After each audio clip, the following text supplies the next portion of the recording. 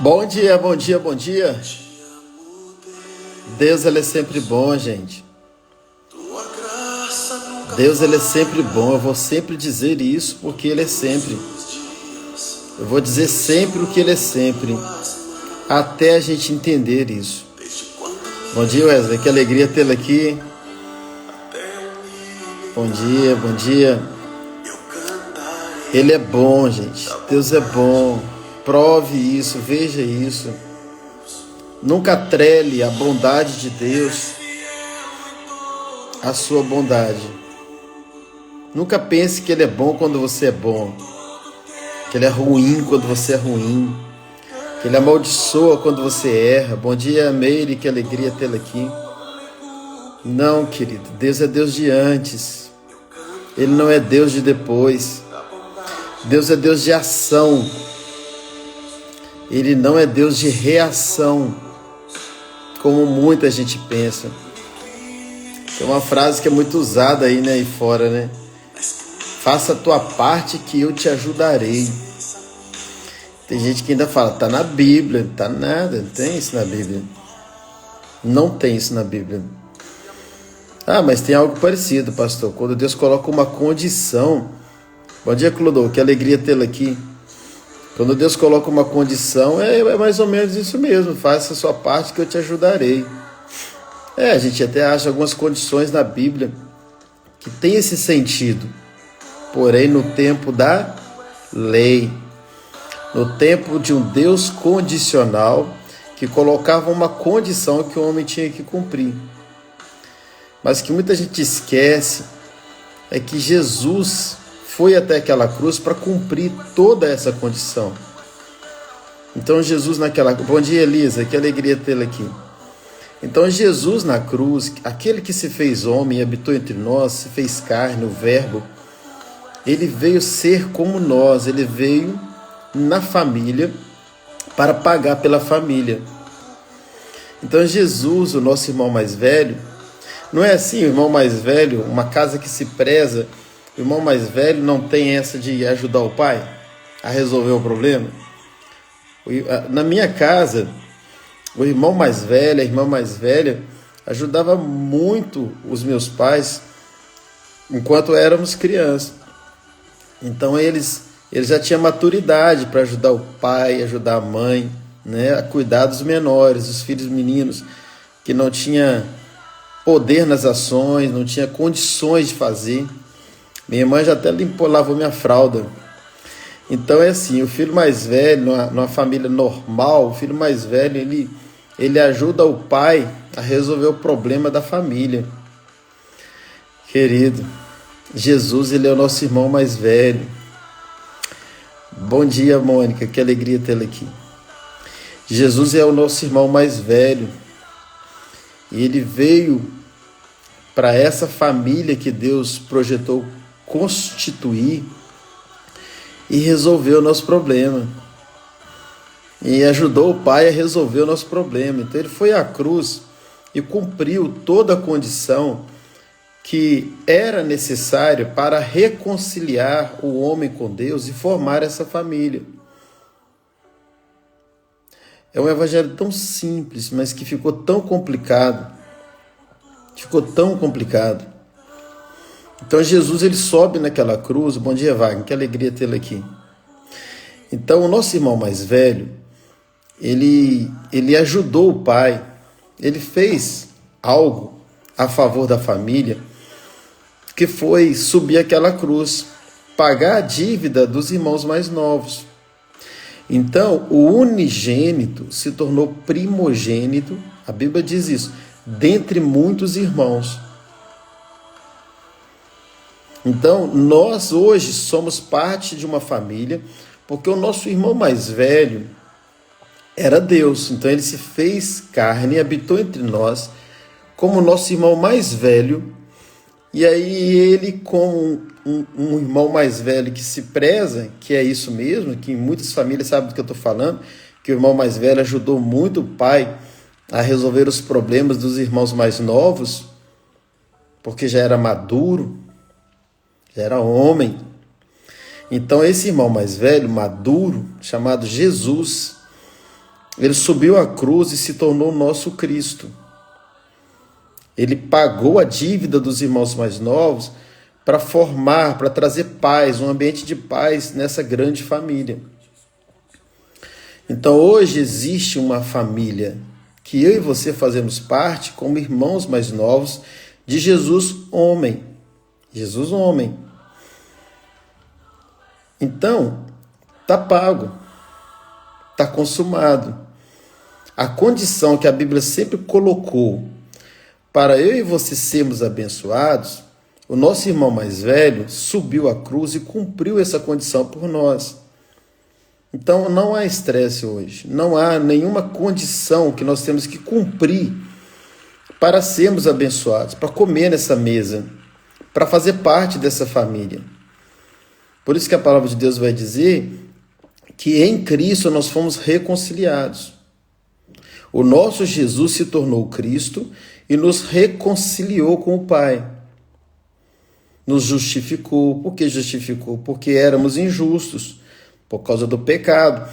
Mas Ele pagou, então nos tornamos justos. Não há mais condenação, não tem mais STF. Não tem mais STF que sai condenando todo mundo. Irmãos, tem gente que o diabo foge.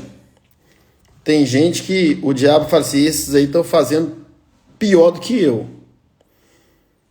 Vocês sabem o que eu estou falando. Então não existe mais o STF do inferno que prospere na sua vida. Que fica lembrando do seu passado, que você fez, que você não fez, ressuscitando pecado de 20, 30 anos, 40 anos atrás. E os cavaleiros dele depois, só aplaudindo as ações de condenação. Não existe isso mais no tempo da graça. Parece que a gente tem dificuldade em entender o que é de graça quando se trata de cristianismo. A gente tem facilidade para entender quando você vai na feira e pega lá uma penca de banana, sei lá o que você pega, e na hora que você vai pagar, o dono daquela banca fala contigo, você pode levar, não vou te cobrar. Você entende bem disso, você diz, obrigado, e sai todo feliz, né? Poxa, ganhou uma penca de banana. Às vezes você é amigo do dono da banca, não sei, já aconteceu isso comigo. Não lembro o que eu peguei, mas não me cobraram. E aí a gente entende, é de graça. Depois você chega em casa, comenta, eu ganhei, perdão, eu ganhei, foi de graça, eu ganhei uma penca de banana lá do meu amigo, lá da feira. Você já ganhou alguma coisa, não já? Presente de aniversário, que você não pagou, que você não suou por isso. Você já, não já? Todo mundo já ganhou alguma coisa, gente. A gente já ganhou algum presente que seja uma coisa boba. Todos nós já ganhamos presente. E a gente tem muita facilidade para entender quando a gente ganha alguma coisa de um ser humano e é de graça. Então, assim, você não vai pagar. Se você, por exemplo, pegar um tênis que te deram de aniversário, e aí a pessoa fala com você, se você não gostar, ou se está apertado, ou está grande, se não serviu, vai na loja, o cupom está aí dentro, vai e troca. Tem um carimbo na tampa da caixa. Aí você vai e troca. Quando você vai lá trocar, aí trocou, deu certinho agora e tal, aí você enfia a mão no bolso e paga de novo. Quem faz isso? Quem é o doido que faz isso? Você vai pagar de novo? Não vai, por quê? Porque você tem uma consciência que você ganhou um presente e que já está pago. Pronto. É algo totalmente resolvido. Totalmente resolvido dentro de nós. Mas como a gente tem dificuldade em entender a graça de Cristo? Como a gente tem dificuldade em entender que no mundo espiritual foi feita a mesmíssima coisa? Por isso que a Bíblia diz assim para você e para mim, Paulo dizendo aos Efésios, capítulo 2, versículo 8. Pela graça sois salvos, mediante a fé. Bom dia, pastor Marco, que alegria tê-lo aqui. Bom dia, gente, pessoal que eu não cumprimentei ainda. Bom dia, João, que alegria tê-los aqui. Então, olha só, pela graça sois salvos, mediante a fé. E olha agora, isso não vem de vós, é dom de Deus. O que é dom? donativo. Dom vem da palavra donativo. Donativo é o que, gente? Presente. Se você for para o Google e procurar lá significado de donativo, um deles que você vai encontrar é que donativo é um presente. Então, a salvação é um presente. Só que no pacote da salvação tem muitas coisas que são presentes. Dentro do pacote da salvação, isso aqui vamos imaginar que isso aqui seja um pacote do cruzeiro, gente, ó. É um pacote, tá? Então vamos lá. Dentro do pacote da salvação, ó, a gente tem a cura, ó, a cura. A gente tem a bênção, a gente tem os milagres, a gente tem... mas o que a gente tem, gente? O que a gente tem dentro do pacote da salvação? A gente tem a justificação, a redenção, a glorificação, a ressurreição um dia. Está tudo dentro da salvação. O amor de Deus, a bondade de Deus, o favor de Deus, está tudo aqui dentro. Fecha isso, pelo amor de Deus, não deixa abrir mais. Porque está tudo aqui dentro. Está tudo aqui dentro. O Cristo que me salva é o Cristo que me abençoa. O Cristo que me abençoa é o Cristo que me santifica. O Cristo que me santifica é o Cristo que me justifica. Então, um salvo, ele é filho. E se ele é filho, ele tem mesa. Se ele tem mesa, ele come. E o que tem na mesa? Tudo. Tudo. Por isso que o Romanos 8,32 fala que aquele que nem seu próprio filho poupou, antes o entregou naquela cruz por nós, como não nos dará com ele todas as outras coisas? Então, eu e você fazemos parte de uma família, que o nosso irmão mais velho pagou a dívida dos irmãos mais novos.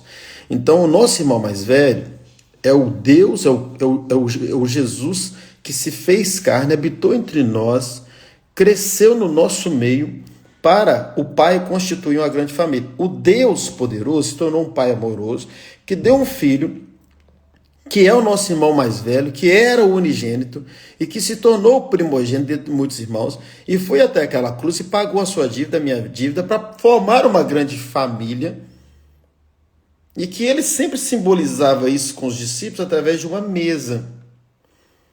Porque mesa é lugar de família. E ali ele partilhava o pão. Ele era o próprio pão. E que formou essa família que não tem mais estresse, querido. Você só precisa entender isso. Vamos lá. Então, nesse pacote da salvação tem tudo. Olha isso aqui, presta atenção. Isso aqui é a chave. A Bíblia não, é o que eu vou falar aqui, porque a Bíblia nem a Bíblia é a chave ainda para muita gente. Porque a Bíblia tem sido para muita gente um instrumento muito mais de maldição do que de bênção.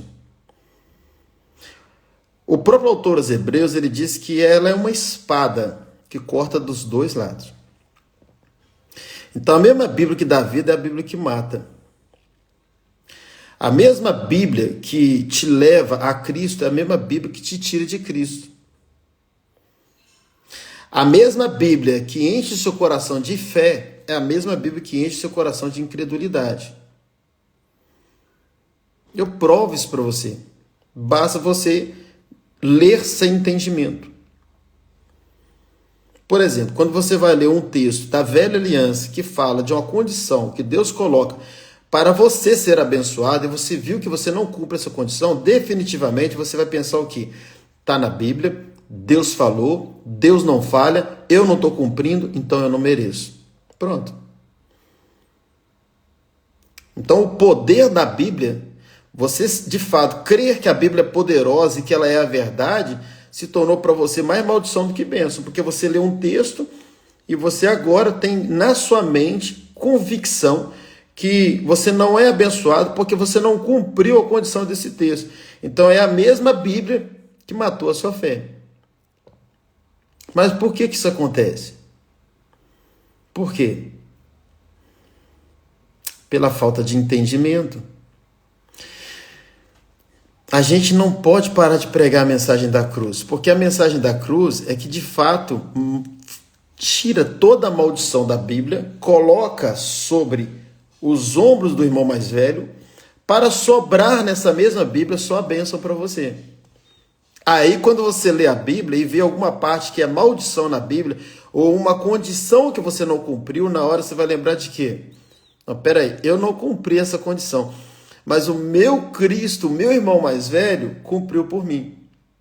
O meu Pai, o meu Deus poderoso, se tornou um Pai amoroso para formar uma grande família e começou dando seu único filho, que veio aqui a essa terra, se fez homem como eu, foi até a cruz e pagou a minha dívida. Então, essa condição que essa Bíblia coloca para que eu seja abençoado, eu não consegui cumprir, mas o meu irmão mais velho cumpriu por mim. Então, aí você ganha o quê? Fé. Quando você tem essa convicção plena do que aconteceu na cruz.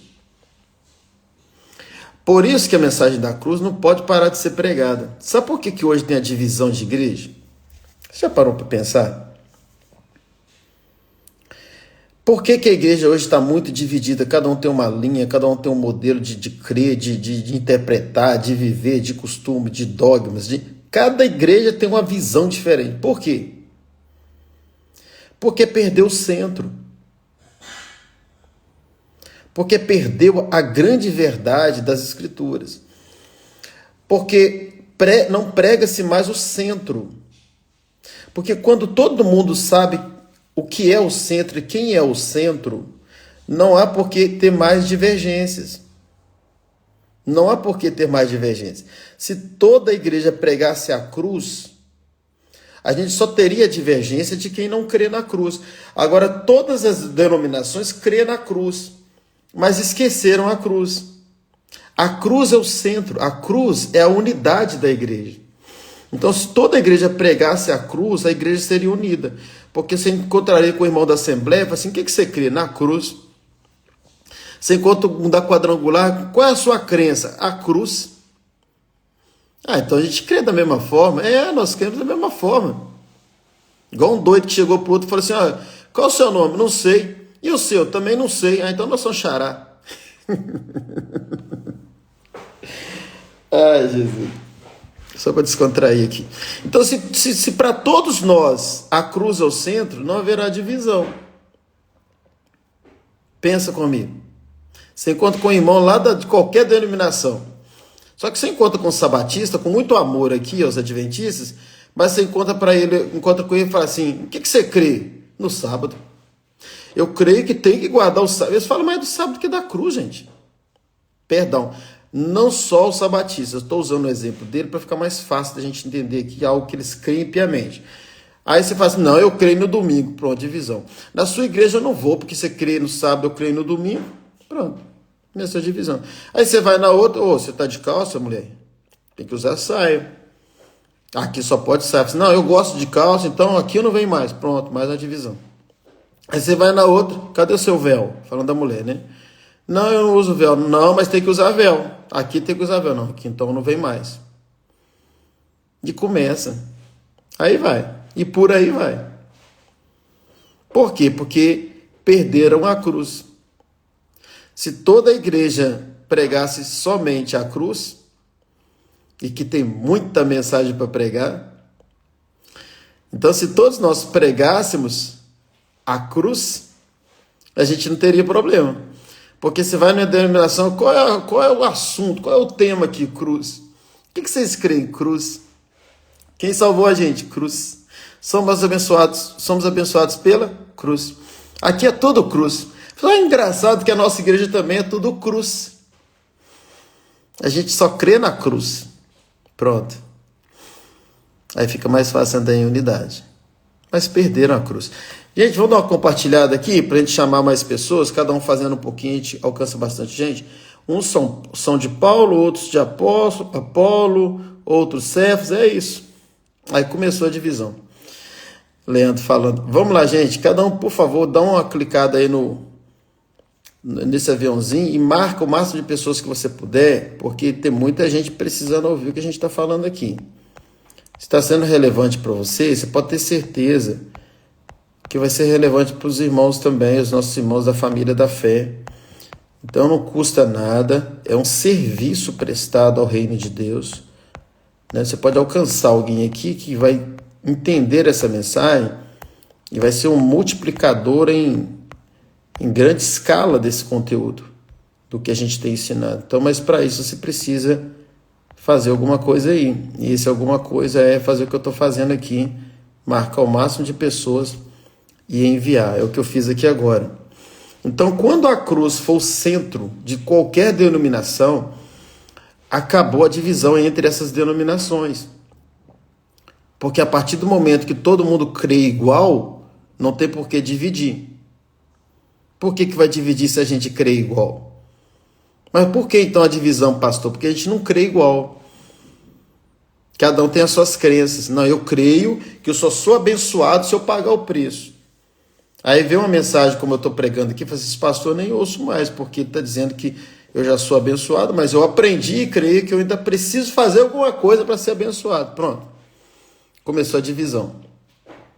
Então, nosso irmão mais velho, ele se fez carne, habitou entre nós, pagou a dívida dos irmãos mais novos para constituir uma família. Então, esse Deus poderoso se tornou, ele baixou de nível, veio para o nosso nível e se tornou um pai amoroso. Mas para ele que se tornar esse pai amoroso, ele teve que pegar o seu único filho e sacrificá-lo a favor de muitos irmãos. Então eu e você hoje, nós somos filhos de um pai amoroso por causa de uma dívida paga do nosso irmão mais velho. Ele veio e pagou nossa dívida, formando uma grande família que não há dívida mais a pagar. Quando você creu nesse irmão mais velho e o recebeu como Cristo na sua vida, você se tornou filho desse pai amoroso e passou a fazer parte dessa família. E como agora membro dessa família, você tem acesso a tudo que o pai tem. Você tem acesso à mesa. Só que acontece o seguinte, que menino não tem acesso nem à mesa. A criança, às vezes, ela é tão pequena que ela não consegue nem pegar um pão na mesa, que dirá um biscoito na prateleira. Então, o que nós temos hoje? Nós temos um pai de amor que constituiu uma grande família, e é muito grande essa família, por causa do irmão mais velho que pagou a nossa dívida na cruz por nós, e que formou essa grande família. Só que onde está o nosso grande problema? Nós temos hoje uma grande família de um pai de amor. Ele é um Deus poderoso, mas é um pai amoroso, que formou uma grande família, que o nosso irmão mais velho pagou essa dívida por nós. Só que, infelizmente, eu vou dar uma má notícia aqui, nós temos uma grande família de meninos. De menino. E menino, ele é dono do que o pai tem, mas às vezes ele não usufrui, porque ele é menino. Um menino, por exemplo, de 4 anos, como eu tenho uma aqui, não tem poder para dirigir o meu carro. É dele, mas ele não pode acessar. Por quê? Porque ele ainda é menino. Se ele precisar de alguma coisa na prateleira, nos lugares mais altos, ele não pode pegar, porque ele é menino. E aí, o que ele tem que fazer para ele ter isso? Gente, isso aqui é muito poderoso. Meu Deus, que Espírito Santo possa trazer essa luz, esse entendimento ao seu coração. Então, como é que ele vai pegar os lugares, nos lugares mais altos, né? As coisas que às vezes têm até mais valor, que a gente coloca no lugar mais alto com medo de estragar, de quebrar. Como que ele tem acesso aos lugares mais altos? Para pegar aquilo que já é dele, que está na casa do pai, é dele. Mas como que ele tem acesso? Como que ele pega, por exemplo, um biscoito, um chocolate, uma coisa que o menino ama. Só que o menino tem ainda, igual o meu filho, 4 aninhos. E aqui tem um armário na cozinha que ele é bem alto. Então, se ele precisar pegar, o que ele tem? Isso aqui é uma revelação mesmo. Eu acho que eu sou profeta, gente. Eu tô achando que eu sou profeta. Então, como que ele vai pegar alguma coisa num lugar muito alto que ele não tem acesso, mas o pai tem? Qual o caminho que ele usa? Pedir para o pai. Né? E aí ele pede para o pai o que já é dele. E aí ele tem que fazer o quê? Birra, às vezes, para o pai dar. O que infelizmente está formado no mundo hoje? Uma igreja birrenta. Porque é uma igreja de menino. que não cresceu. E por não ter crescido, não tem acesso às prateleiras mais altas.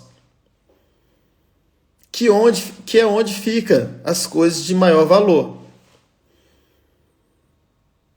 Então, toda vez que precisa, tem que fazer birra. Talvez você saiba do que eu estou falando. Que quando precisa de uma bênção, de uma vitória, de um milagre, e você cai de joelho, se prostra. Você acha que você deve dobrar o seu joelho para pedir alguma coisa para Deus? É o que a gente mais faz, né? Mas não está certo. Eu trago algumas coisas aqui que parecem até que é heresia, né? Mas quem vem acompanhando o que a gente tem ensinado, consegue assimilar. Porque eu não preciso estar de joelho para pedir o que já é meu. Pastor, então eu não devo ajoelhar? Claro que deve. Para adorar.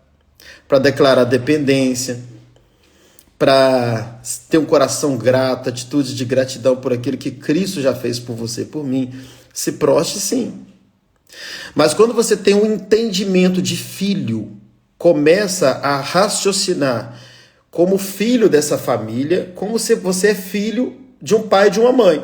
Aí eu te pergunto, você como filho biológico, se você precisar abrir a geladeira para pegar uma água, uma Coca-Cola, um suco, você vai até o seu pai ou a sua mãe, se ajoelha, se prostra como um mendigo espiritual e fala, não, agora é mendigo biológico mesmo, um mendigo naquela casa e fala assim, pai, por favor, deixa eu abrir a geladeira e pegar uma Coca-Cola. É assim? É assim? Não. Então era para você ter o mesmo comportamento com seu pai. Até porque o próprio pai fala em Isaías, que é um profeta messiânico, dizendo assim, mesmo que uma mãe esqueça do seu filho que ela amamenta, como eu vou esquecer de vocês? O que a gente ainda não caiu a ficha é que tudo que o pai tem é nosso porque o nosso irmão mais velho pagou. E constituiu uma família de muitos filhos que tem acesso a tudo que o pai tem no nome do irmão mais velho. E o nosso comportamento é muito mais como um escravo do que como filho. De modo que a gente ou a gente é escravo ou a gente é promovido pelo menos para filho birrento. Já é uma promoção. Que a gente vai para a birra. E a gente pensa que a gente vai alcançar o coração do pai, quanto mais a gente chora. Deixa eu te dizer uma coisa. Você mais você entristece o pai do que agrada quando você chora. Porque a maior, eu creio que eu perdi a palavra aqui. O que mais deixa Deus bravo, vou usar esse termo aqui. O que mais deixa Deus bravo não é quando você não ora e não pede, é quando você não entende a cruz. Quando você não entende a cruz, isso é o que mais de fato, vamos usar essa palavra para entender, entristece o pai. Percebe que quando Paulo trata com os coríntios, que era uma igreja cheia de carnalidade, de pecado, Paulo trata com mais amor, olha isso aqui, Paulo trata com mais amor os coríntios, que era uma igreja carnal, do que Gálatas, que era uma igreja que decaiu da graça, uma igreja que deixou de entender o que o irmão mais velho fez por ela. Então Paulo chama eles de insensatos, e fala, estou tão admirado que tão depressa vocês mudaram o evangelho. A igreja de hoje se tornou a igreja da Galácia. Quando eu digo a igreja no mundo. Eu estou aqui em Portugal, estou vendo isso. Uma igreja de mendigos espirituais, de escravos, de filho menino. Por isso que Paulo vai dizer em Gálatas capítulo 4, que um menino, mesmo sendo senhor de tudo, perdão, vou mudar aqui, porque não está bem assim na Bíblia. Está assim, um herdeiro, mesmo sendo senhor de tudo, se ele for menino, ele é semelhante a um escravo. Então, se você observar, os filhos de Deus não cresceram. E por não crescer, são meninos. E se são meninos, Quando precisa ter acesso à prateleira mais alta, talvez um milagre maior, uma cura maior, uma libertação maior, uma vitória sobre um pecado e por aí vai chorar. Porque é isso que menino faz, menino é birrento. Então ele tem que chorar para tentar convencer Deus de fazer. Você sabe como que você começa a ter o diagnóstico de como você entende essa família? É na sua própria oração. Como que você ora? Quando eu estou com alguém que está orando, eu já começo a discernir na oração dele se ele tem entendimento que ele faz parte de uma família. Ele já ora Deus poderoso, Deus de Abraão, Isaac, Jacó, Deus soberano, querido. Ele é isso tudo. Mas o seu coração precisa crer em outra coisa. Você já sabe que ele é. Até o ateu sabe que Deus é poderoso. O que a gente precisa crer é que nós servimos, ou melhor, não servimos. Nós servimos também, mas o raciocínio aqui é outro. Nós somos filhos. Fazemos parte de uma família, que nessa família tem sim um Deus poderoso. Mas quando ele se fez carne e habitou entre nós, o seu filho foi formar uma família que tem um pai. Então, muito mais do que um Deus poderoso, ele é um Deus amoroso, um pai amoroso. Um pai amoroso, como a Mônica colocou. Isso muda tudo. Tanto é que Jesus ensinou os discípulos a orar como? Quando vocês forem orar, ore assim, ó, Pai Nosso. Então eu e você fazemos parte de uma grande família. Família. E que tem tudo. Só que às vezes você não tem acesso a tudo porque você é, com muito amor, menino. Mentalidade de menino. Quem tem mentalidade de menino é o escravo dentro de casa. Porque dentro da casa, ainda mais de uma casa tão rica como essa, tem de fato os trabalhadores. Aquele pai, aquela ilustração é muito linda, uma hora a gente prega sobre ela, do irmão mais velho e do pródigo, mas eu vou pregar ela falando só do irmão mais velho, porque todo mundo só prega falando do pródigo. Eu quero uma hora aqui, vocês me lembrem, que eu vou trazer algo para vocês aqui sobre o irmão mais velho. Só que naquela casa tinha o irmão mais velho, tinha o pai, a Bíblia não relata da mãe, mas provavelmente tinha a mãe. Então tinha uma família ali, não é? Essa família representa a igreja. Que tem o irmão mais novo. O irmão mais novo, ele tem algumas qualidades. E uma delas é que ele sabia que ele estava numa família. O irmão mais velho, ele tem qualidade, mas também tem defeito. E qual era o defeito dele? Ele não tinha a mentalidade de família. Ele tinha a mentalidade de um trabalhador. Porque naquela casa também tinha trabalhadores. Tanto é que o filho pródigo, ele fala assim, faze de mim como um dos seus trabalhadores. Ô Jesus, eu achei que eu ia pregar hoje aqui Apocalipse 2. Que eu falei de trabalhador aqui, e em Apocalipse 2 eu queria falar sobre isso, sobre trabalhador. Como está cheio de trabalhador na família. Quando na verdade Deus está procurando filhos. Filhos. Porque trabalhador trabalha, filho gera. Deu para pegar aí? Trabalhador trabalha, filho gera. Qual a diferença? Trabalho cansa. Gerar é prazeroso. Você que tem filho aí sabe que momento de prazer gostoso que ele foi gerado, não é assim? Então, quando a gente gera no prazer. E o que é prazeroso, a gente quer fazer mais. Por que tem uma igreja cansada? Porque é uma igreja que entende muito mais que é um trabalho do que um gerar. Gerar filhos para Deus. Não tem consciência de família. Vai para a ceia de forma errada. Vai para a ceia para comer, ao invés de ir para a ceia para repartir. É isso, gente. São essas crises. Quando eu perco a consciência de família, que eu estou numa família, que eu sou membro de uma família como filho, que o meu irmão mais velho pagou a minha dívida, quando eu perco essa consciência, eu estou pronto para receber todas as maldições da própria Bíblia, porque se eu não creio piamente num Cristo que levou naquela cruz todas as minhas maldições, ela sobrou para quem? Para mim. Por isso que a graça não funciona para muita gente, porque quem não entende a graça ainda está na lei. E se eu estou na lei, eu vou participar de toda a maldição que eu não cumpro. A condição. A maldição que eu não cumpro a condição, ela vem sobre mim. Mas quando eu entendo a cruz, não tem mais maldição. Por isso que Paulo vai dizer aos Gálatas que toda a maldição foi levada no madeiro. Deus não tem mais opção. Antes da cruz ele tinha de amaldiçoar abençoado. Depois da cruz não tem mais. Porque a maldição foi sobre os ombros do nosso irmão mais velho. Então só sobrou para a família o quê? A bênção. Então você vai ser abençoado?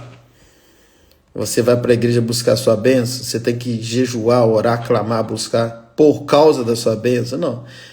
Você faz isso tudo por causa do abençoador. Porque você já é abençoado, não por causa da bênção. Porque o seu irmão mais velho já pagou.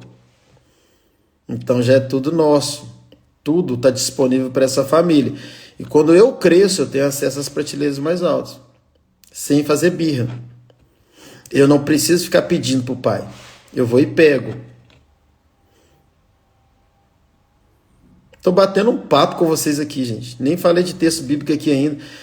Mas assim, são coisas tão simples para mim hoje. E que para muita gente é tão complicado. E eu vou dizer mais, para muitos pregadores de renome internacional. E que têm ensinado um evangelho complicado. Quando Paulo fala que esse evangelho ele é simples, e é simples. É um irmão mais velho, que veio a essa terra, pagou, aliás, é um Deus poderoso, que deu o seu filho, que desvestiu do seu poder, se esvaziou, se tornou homem, morreu naquela cruz como o unigênito de Deus, se tornou o nosso primogênito, dentre muitos irmãos, e formou uma grande família, que tudo que eu tenho hoje é por causa dele. É nele que nós movemos, vivemos e existimos. Tudo vem dele. E que já foi programado que ele morreria desde a fundação do mundo. Porque Deus, na sua onisciência, já sabia da questão do pecado. E que precisava de um irmão mais velho para reconciliar a família. Então hoje não é estresse para ter uma vida abençoada. Eu já sou abençoado. Porque o meu irmão mais velho já pagou por mim. Então quando eu vou diante de Deus, eu vou diante de um pai. Que, como um filho maduro, eu tenho acesso a tudo. Está ficando claro? Se está ficando claro, dá um amém. Se não está, eu falo de novo. Fala aí, pastor, fala de novo. Mas a gente precisa resgatar o quê? A nossa identidade, acabar com essa crise de identidade. Porque quem tem crise de autoridade, quem tem crise de identidade, tem crise de autoridade. O que a gente vê hoje? Uma igreja fraca. Uma igreja que deveria ser muito poderosa, que para mim é o maior poder da terra, não é o judiciário, não é o legislativo, não é o executivo, é a igreja. Só que se tornou uma igreja sem autoridade. Por quê? Porque o diabo colocou na igreja a crise de identidade. Quem tem crise de identidade tem crise de autoridade. Por isso que a igreja perdeu o poder. Na verdade, ela perdeu a autoridade. O poder continua dentro dela, porque o poder é do Espírito. Porém, não tem autoridade. Porque perdeu a consciência de quê? De família. Aí a gente vai para uma ceia e a gente entende tudo errado. A gente entende que aquele irmão que é um pouco mais desobediente, aquele irmão que é um pouco mais fraco na fé, aquele irmão que às vezes está deslizando em alguma área e não pode comer. Aí eu te pergunto, quando tem comida na sua casa, mesmo que seu irmão seja um irmão atrapalhado, ele não come? O filho novo, mais novo do irmão do filho pródigo, foi feito até um banquete quando ele voltou. E a gente tem um raciocínio contrário. Não, aquele ali, ó, ele não está bem, não. Ele não pode comer. Olha que doideira. Quem precisa mais se sentir como família, se sentir na mesa, é quem está mais na mesa ou quem está longe da mesa? Se o pão é para fortalecer, quem precisa mais comer? Quem está fraco ou quem está forte? Ah, pastor, mas a Bíblia está dizendo para não comer. Não está. A Bíblia está dizendo examine e se coma. E o poder não está nem no comer, está no partir. É tão legal quando você está com o pão na mão e fala assim, vem cá, vamos partir esse pão aqui. O problema daquela igreja de Corinto não era comer em pecado. Era pecar porque comeu. Ele chegava antes e comia tudo. Não esperava pelos irmãos. E a gente está aprendendo o que aí? Que o pecado deles é porque eles comiam em pecado. Não era digno. Quem é digno? Você é? O pastor que ministra a ceia é? Quem é digno?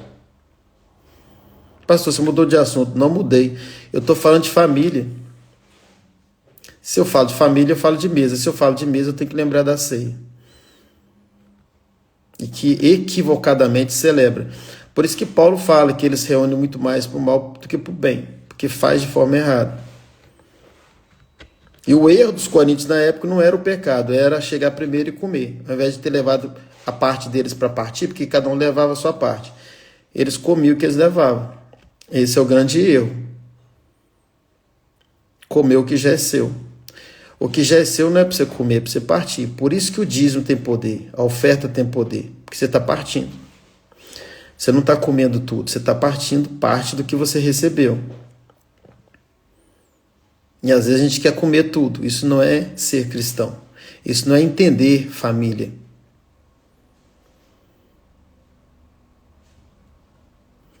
Tá vendo como é que a gente precisa rever essa questão de família? Então, querido, você quer entender hoje o cristianismo, você quer entender hoje a sua relação com Deus, dá uma olhada para uma família exemplar. Você pode olhar para uma família destroçada que você também entende, mas talvez fica mais difícil entender. Olha então para uma família exemplar e tenta entender pelo menos um pouquinho mais do que realmente é o fato nos dias atuais. Nós fazemos parte de uma grande família pela graça de um irmão mais velho que pagou nossa dívida e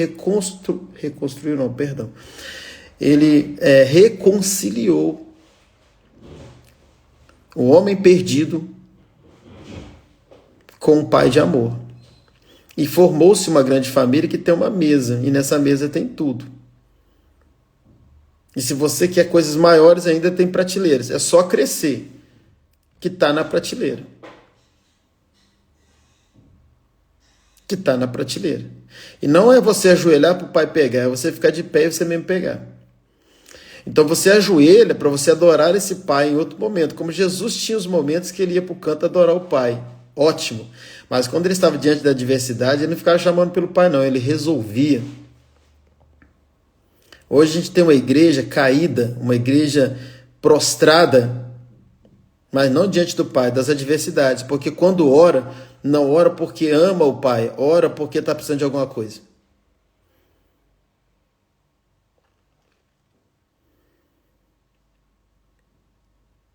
Por que você tem que ficar pedindo ao pai que já é seu? Pega.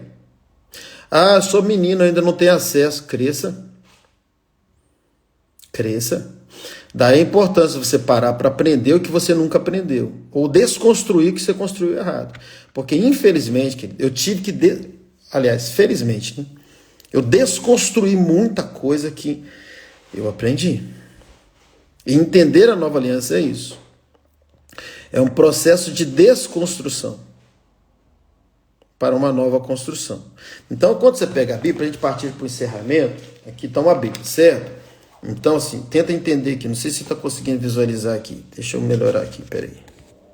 Dá mais um pouquinho de grau aqui. Então, vamos lá. Aqui, eu preciso entender isso aqui. Aqui está a Bíblia toda, certo? Então vamos fazer isso aqui, ó. Vamos até Mateus. Pronto. Achei Mateus. Agora eu vou pegar aqui, ó, vou até Atos. João. É isso mesmo? Depois de João vem Atos? Então vamos lá. Atos. Pronto. Olha para mim aqui. Então nós temos aqui o tempo do Pai, o tempo do Filho, o tempo do Espírito. Que essas páginas aqui seja um grande muro na sua vida para você não sair daqui e pular para cá.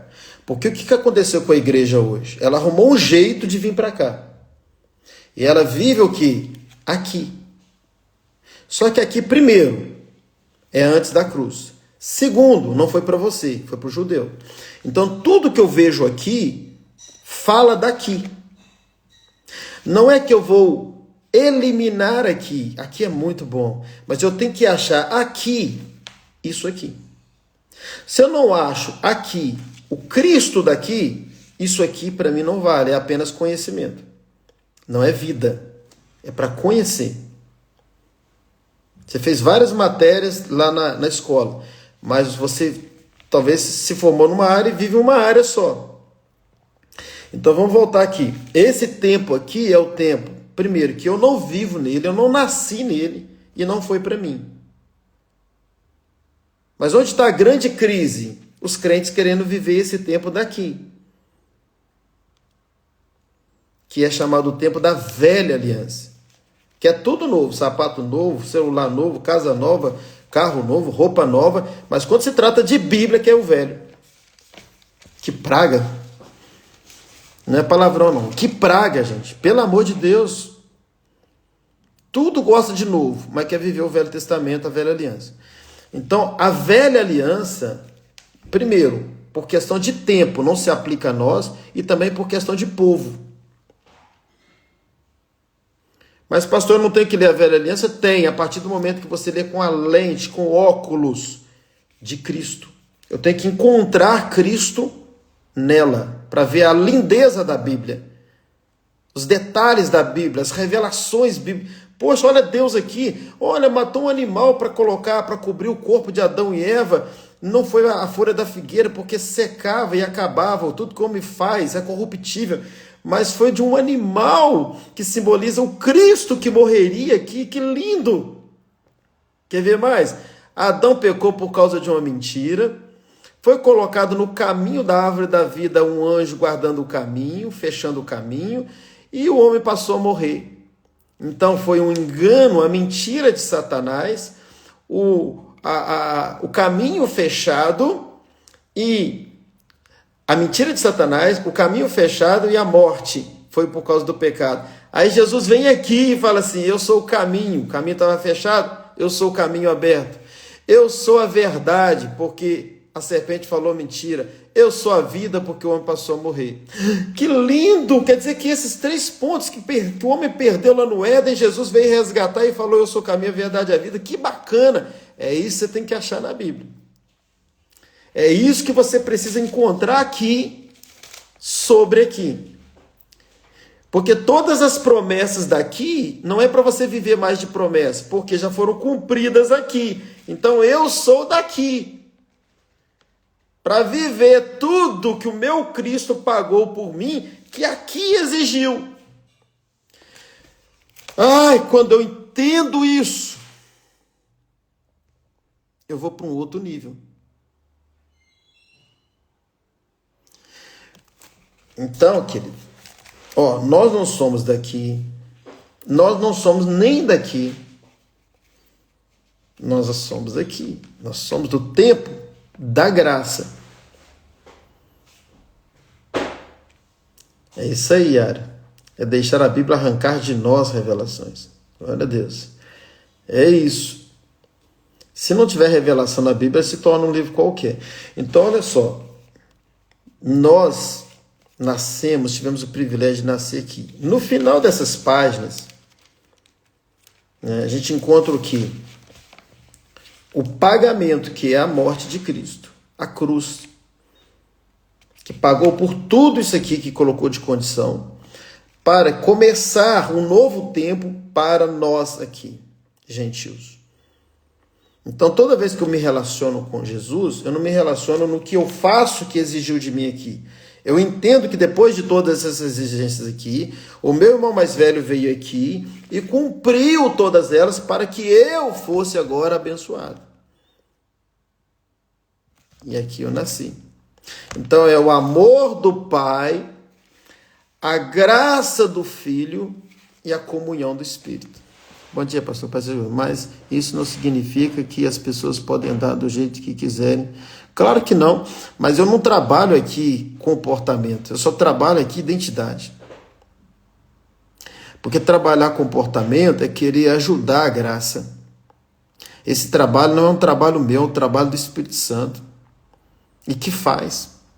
Você quer ver? O homem que mais pregou a graça, o homem que mais pregou a graça foi quem? Foi o apóstolo Paulo. O homem que mais entendeu da graça nessa terra foi o apóstolo Paulo. E quem foi o apóstolo Paulo? O apóstolo Paulo foi o maior dos apóstolos. Então, quanto mais eu entendo a graça, que é até sobre isso que eu ia pregar hoje, né, de forma mais profunda, quando eu entendo a graça, eu me constranjo, como Paulo diz. O amor de Cristo me constrange. Só que quando eu entro muito nessa questão, Rani, de ficar falando sobre o pecado, não, que você agora conhece a graça, é esse que é o grande erro, porque eu posso estar induzindo a pessoa a fazer de forma forçada a vida da santificação. E a vida da santificação não é por muito eu cobrar, o homem cobrar. A vida da santificação é por muito conquistar. E quem conquista o nosso coração é o nosso noivo. Então a noiva se submete, a noiva se santifica, a noiva ama o noivo por uma conquista, não por uma obrigação. Você é mulher, não sei se você é casado ou não, mas imagine o seu marido colocando pressão em cima de você para você ser fiel, leal, comprometido, renúncia, tudo que uma mulher precisa ser em relação ao marido. É assim que você gostaria? Que qualquer mulher gostaria? Claro que não. A gente quer ser amada para amar. Então, quanto mais você entende a graça, mais você entende o amor. Quanto mais você entende o amor, mais você o ama. Quanto mais você o ama, mais santo você é. Na verdade, muita gente confunde mesmo. Infelizmente, até muitos pastores, bem intencionados, zelosos, nem ensinam a graça com medo da igreja se perder. Mas essa é a lógica, né? E quem disse que a gente deve servir a Deus pela lógica? A fé não é lógica. Quem reconhece a identidade que tem, automaticamente muda seu comportamento. Não tem como viver da mesma maneira quando entende a graça. É isso. Só que assim, só depois que a pessoa entende que ela vai ver que é isso. Por isso que João, que entendia muito da graça, ele vai dizer assim, nós o amamos porque ele nos amou primeiro. Quanto mais eu entendo a graça, mais eu entendo o amor dele. Quanto mais eu entendo o amor dele, mais eu o amo. Quanto mais eu o amo, mais eu me santifico. Mais eu quero fazer a vontade do meu Pai.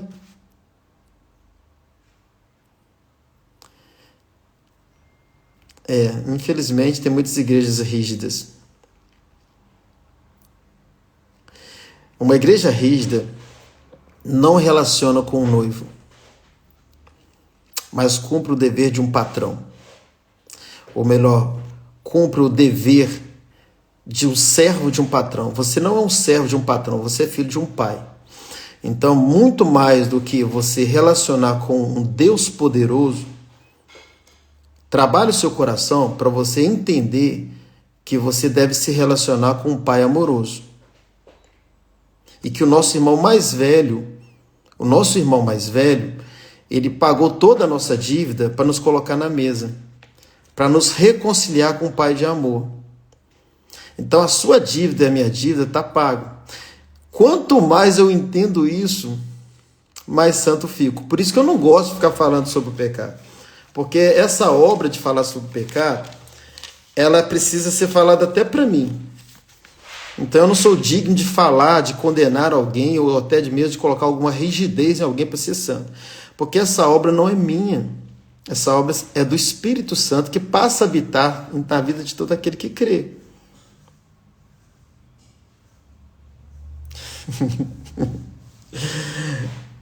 Amém? Então veja, olha só, para a gente já partir para o encerramento aqui. Pastor Maurício, que alegria tê-lo aqui, rapaz, que alegria. Pastor Maurício aqui de Portugal, um instrumento que Deus usou para eu estar aqui, tá, gente? Glória a Deus pela sua vida, pastor. Então vamos lá, Pedro, olha só. Pedro, ele tinha uma relação com Jesus, olha isso aqui. Pedro tinha uma relação com Jesus, de modo que ele batia no peito e achava assim: eu te amo, Jesus. Ele confiava no amor que ele tinha por Jesus, ao ponto de dizer para Jesus assim: por ti eu darei a minha vida. Jesus olhou e falou assim, na onisciência de Jesus, falou assim: você vai dar sua vida por mim antes que o galo cante, você vai me negar 3 vezes. O Pedro, o grande Pedro, ele confiava muito no amor que ele tinha por Jesus. João, um outro apóstolo, outrora discípulo que andava com Jesus, ele tinha uma confiança também sobre amor. Porém, ele tinha uma confiança contrária à de Pedro. Vou explicar. Pedro cria que o amor dele era muito grande por Jesus. João cria que o amor de Jesus era muito grande para com ele. Inverso. O que aconteceu na cruz? Enquanto Pedro fugiu, enquanto Pedro negou Jesus, onde João estava? No pé da cruz. Então preste atenção, a santificação, a obediência, a fidelidade, o compromisso, a dedicação, tudo que você puder imaginar que você faz para Deus, só vai melhorar quando você crer mais no amor que Ele tem por você, e não que você tem por Ele.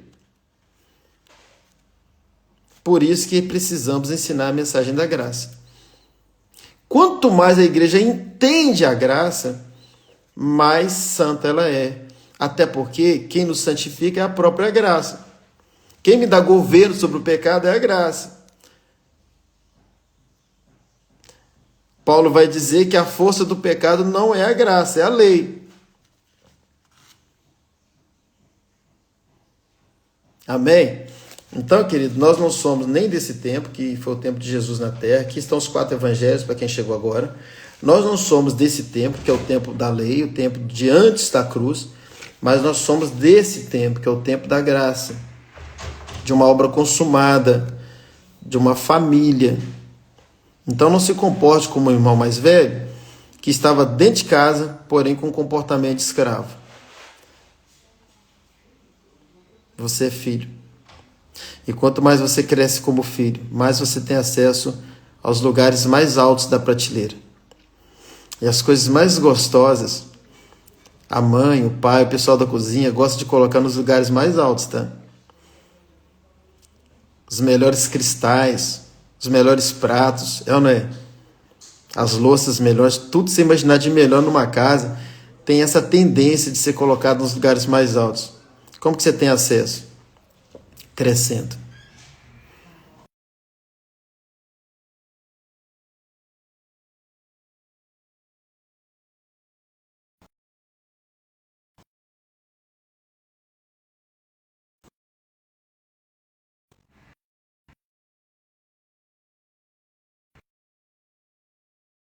A gente ligou aqui, quando liga aqui dá isso. Então vamos encerrar, porque chegou a hora de encerrar, estamos 1 hora falando aqui. Eu sugiro que você que chegou agora assista essa ministração toda. Assista, gente, assista, compartilhe. Amém? Assista e compartilhe, assista e compartilhe. Melhor do que ler 4 livros é ler o mesmo livro 4 vezes. Pega essa mensagem, leia mais, assista mais uma vez, assista a segunda, a terceira, até você entender, querido, que você é filho do Pai, que é um Deus poderoso. Amém? Que vocês tenham aí uma sexta-feira poderosa, porque está consumado. Seu fim de semana também seja um fim de semana poderoso. A todos que estão aqui comigo até agora, que o Senhor continue falando ao seu coração, que você seja um compartilhar de Deus nessa terra. Compartilhe clicando nesse botãozinho, mas compartilhe também falando o que você aprendeu aqui, para que outras pessoas sejam edificadas em nome de Jesus. É isso, Deus é bom. Pastor Maurício, que alegria tê-lo conosco aqui. Novamente expressa a minha alegria. E que sejamos poderosos no entendimento. Amém? Até segunda. querendo Deus. Amém. Amém. Deus é bom. Tudo é a graça, é o favor, é a bondade dele, Yara. Sempre ele. Sempre ele.